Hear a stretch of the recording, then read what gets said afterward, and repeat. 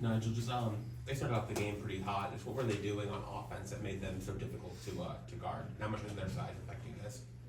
I mean, we knew coming into the game they were a really talented team. Obviously, being in this league takes a lot of talent. And, they were playing really well. They played together. Green came out and made a couple threes. They got them going outside, and then they got into the paint. We knew that's what they like to do, and they were able to get there. And then when they missed, they already cleaned it up as well. So it's kind of clicking for everything for them, and we had to figure out if we were going to step up and beat men, and that's what we ended up doing in the second half, and that's why we were able to come back. Norchad, can you talk about their presence in the paint? I mean, they're so tall, they're so big, and you're in there, you're right in the middle, mixing it up with them. What did they do? Why were you guys unable to? Was it just a size mismatch, or was it more than that? Yeah, I don't think it was a size mismatch. I mean, they're the biggest team in the country, So coming in the game, we know that they were gonna be big. So they just the first half they came. That whole night, just everything was clicking for them.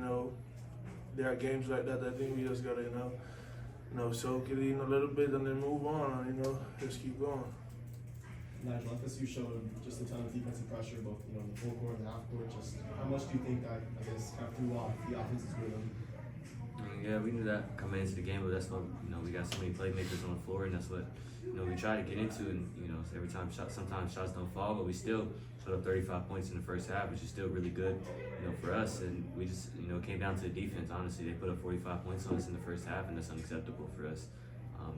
That's a lot of points, and we can't give up that many points. It would even come down really to the offense. It came down to the defense. We had to be better. Norchad has kind of been up and down for you guys in the month of January. Just what do you want to see, or how do you want to see the team respond, moving forward, and what's it going to take to kind of find that consistency going on? Like what you say, I just want to see how the team respond to adversity, because no matter what, no matter which league you play, you're always going to get adversity. And how the team respond to adversity, is going to say a lot about us. So we just got to pull together, keep working and focus, one game at a time. Nigel, can you talk about the run that you guys made? You cut it to 2 points 3 times there with the threes from you, and I think maybe your basket, I'm not sure. What were you thinking at that point when you guys cut it to 2-3 times in a row? I mean, pretty much the whole first half, I would say we were on our heels, and then we turned into the aggressor, and that's what changed the game for us. We started picking up full, we started guarding and flying around like we know how to do, and we were able to get them on their heels, and we had the chance right there. We cut it down, I think you said 3 times. We got to convert on that. We practice things like that, those situations all the time. We just got to be better at it. We're going to watch film and figure out what we did wrong, what we can do better, and continue to get better. We got a lot of games left, but we need to start, picking it up as of now. Why do you think you guys are starting slow? Is it knowing that you have a lack of depth and you're going to have to play big minutes and you're trying to conserve yourselves for second halves, or it just seems like there's a pattern developing of slow starts? I mean, honestly, I couldn't even tell you why. I mean, I just feel like, as a leader on this team, and everybody respects everybody on this team, it just comes out of, getting on people. We just got to be better when we start the game. We got to be better throughout the entire game, and we just got to finish the game well. I mean, it didn't even come down, to how we started. It was, how we played throughout the game. We had chances. We missed free throws. We didn't get the rebounds when we needed to, and that's what it came down to. So I just feel like we got to pick it up there, and I feel like we put ourselves in a good chance. Kind of for whoever wants to take it, but obviously a big game for Matt Cleveland, playing against his former team the first time. Does it feel any different, kind of in a result like this when he's not able to get a win, against his former team that he's played with for 2 seasons?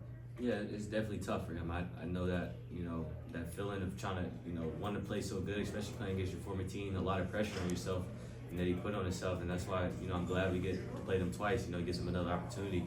And you even see guys, in the NBA play against their former teams, and it's really tough for them to go out, and do really well. And I know how great of a player he is and how much he wants it. And I know he's going to come back and put in the work. And I wouldn't be surprised if he goes off and have a great game in Syracuse just because of how much, he wants this and how much work he puts in. Nigel, in what areas do you think this team needs to improve the most to reach its full potential? It just comes down to discipline at the end of the day. I mean, I feel like we got every key piece. Our offense is great. We can stop guys on the defensive end, but it comes down to discipline. Do we rebound when we need to? We didn't tonight. Do we make free throws when we need to? And we didn't tonight. That's what it comes down to, our discipline. We have a lot of leaders. We have a lot of older guys, but it just comes down to that. We know what we got to do, but we just got to do it when it matters. Thank you. Thanks, guys. Thank you.